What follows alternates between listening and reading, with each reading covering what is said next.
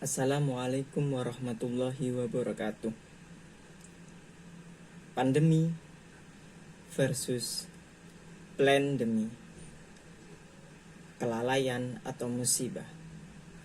Assalamualaikum warahmatullahi wabarakatuh. Alhamdulillahirabbil alamin. Allahumma sholli ala sayyidina Muhammad wa ala ali sayyidina Muhammad. Salam sejahtera bagi kita semua. Tetap jaga kesehatan dan tetap bersemangat. Manusia adalah makhluk Tuhan yang diciptakan jauh lebih baik daripada ciptaan yang lain. Ia diberikan kelebihan, yaitu akal dan pikiran, di mana pemikiran manusia sebagai penentu jalan arah di mana ia akan dikatakan makhluk atau manusia yang baik maupun buruk di mata sesama. Manusia diciptakan dan turun ke dunia, tujuannya ialah menyembah kepada Tuhan dan dijadikan khalifah di bumi. Tentunya kita semua tahu bahwa dunia sedang mengalami kegoncangan luar biasa dengan adanya suatu takdir Tuhan, yaitu pandemi COVID-19 yang berinisiasi dari sebuah kota yang terletak di negara Cina, yakni Wuhan. Lalu menyebar luas sampai ke negeri kita, Indonesia tercinta, pada tanggal 2 Maret 2020. Untuk pertama kalinya pemerintah mengumumkan 2 kasus pasien COVID-19 di Depok, Indonesia. Namun, pakar epidemiologi Universitas Indonesia, yakni Pandu Riono, menyebutkan virus corona ini itu sudah masuk ke Indonesia sejak awal Januari, dan sampai saat ini kita semua masih merasakan dampak yang sangat luar biasa. Selaras dengan berkembangnya saat ini, World Health Organization atau disingkat WHO akhirnya menetapkan status corona, yaitu coronavirus disease 2019 atau disingkat COVID-19 sebagai pandemi global. Hal ini disampaikan di kantor WHO di Jenewa, negara Swiss, Rabu malam tanggal 11 bulan 3 2020. Namun hal ini banyak menimbulkan pertanyaan. Ketika hal ini menyebar luas, sempat timbul keraguan di antara kalangan pemikir. Apa makna dibalik layar COVID-19 ini? Ada yang menyebutkan hal ini adalah sebuah konspirasi demi kepentingan tertentu. Apakah ini pertanda azab bagi Tuhan yang lelah melihat keadaan dunia yang semakin hari semakin kacau? Atau hanyalah kelalaian manusia yang sampai menyebabkan dampak yang sangat luar biasa? Lalu bagaimana kita sebagai umat Islam dalam menyikapi adanya hal seperti ini terjadi?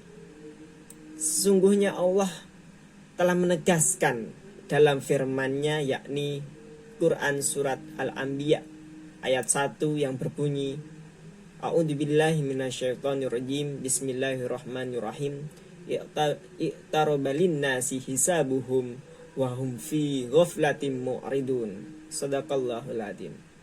Telah semakin dekat kepada manusia perhitungan amal mereka, sedang mereka dalam keadaan lalai dengan dunia dan berpaling dari akhirat.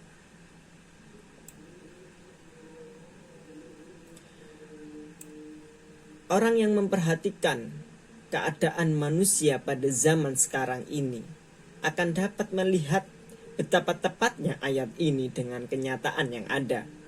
Mereka berpaling dari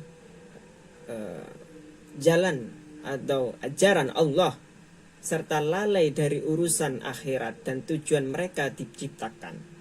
Mereka merasa seolah-olah tidak diciptakan untuk beribadah, melainkan untuk bersenang-senang, mengikuti hawa nafsunya.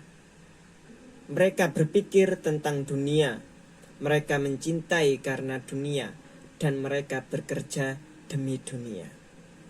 Mereka saling bersaing, bermusuhan, dan saling bunuh-membunuh hanya karena dunia.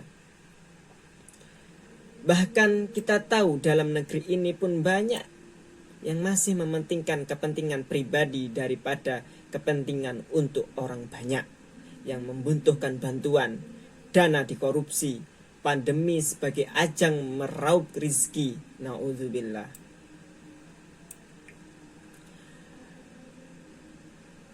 Apabila kita lihat bahwa salah seorang dari mereka begitu cerdas dan pandai dalam perkara dunia, akan tetapi cerdas yang miskin ini tidak dapat mengambil manfaat dari kepandaian dan kecerdasannya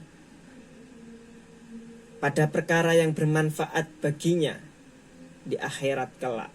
Kepandaiannya tidak menuntunnya menuju jalan hidayah dan istiqomah di atas agama Allah, yang padahal di sanalah dia akan mendapatkan kebahagiaan dunia dan akhirat.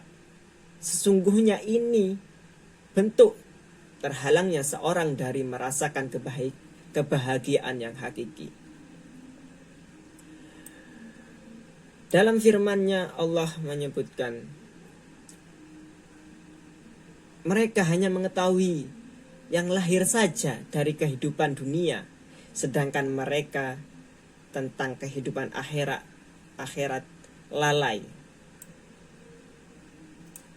Maka dari itu, mari kita benah diri dan terus kembali kepada jalan yang benar. Ikuti Al-Quran, ikuti sunnah Rasul. Kita harus terus bersyukur, berjuang dan beramal. Sebagai manusia harus menggunakan akal pikiran yang jernih dengan memanfaatkan sungguh-sungguh, tidak dengan semua mengikuti nafsu, bergerak mengalahkan kebaikan yang ada pada diri kita. Oleh karena itu, maka mari bangun pikiran yang agar benar-benar pandemi ini cepat selesai dan beraktivitas dengan semestinya. Kembali saya ingatkan, dan penting ini untuk diperhatikan, tetap jaga protokol kesehatan, karena ini adalah negara hukum dan negara mempunyai aturan yang sudah ada dan ditetapkan. Dan tetap jaga iman, rukun antar sesama, jaga keselamatan seluruh bangsa dan negara. Kurang lebih itu yang dapat saya sampaikan. Bila mana ada tutur kata yang salah, kami memohon maaf sebanyak-banyaknya. Akhirul kalam, wassalamualaikum warahmatullahi wabarakatuh. Salam sehat, salam akar cerdas.